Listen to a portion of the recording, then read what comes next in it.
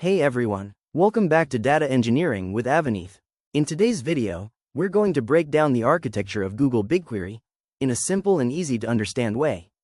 Whether you're a beginner or just curious, this video will help you get the big picture of how BigQuery works. So, let's jump right in. First things first, what is BigQuery? BigQuery is a serverless, fully managed data warehouse by Google Cloud. It's designed to let you analyze massive amounts of data using SQL, and the best part is, you don't have to manage any servers or infrastructure. Google takes care of that for you.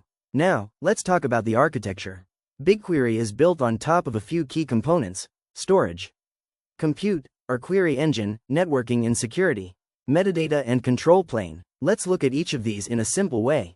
Firstly, storage. BigQuery separates storage from compute, which gives it flexibility and scalability. All your data in BigQuery is stored in something called Colossus, Google's distributed file system. It handles things like durability, replication, and compression behind the scenes. The cool part? You can store petabytes of data, and you only pay for what you use.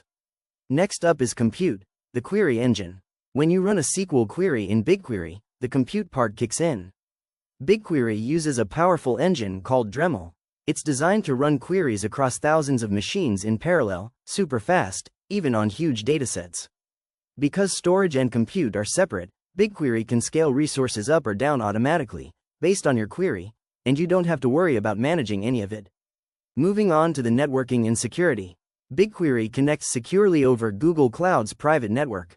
It supports identity and access management, encryption at rest and in transit, and even features like row-level security, so you can control who sees what.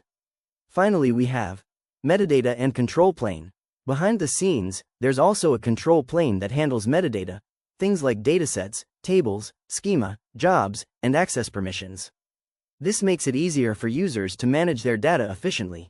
Why BigQuery's architecture matters. So, why does all this architecture stuff matter?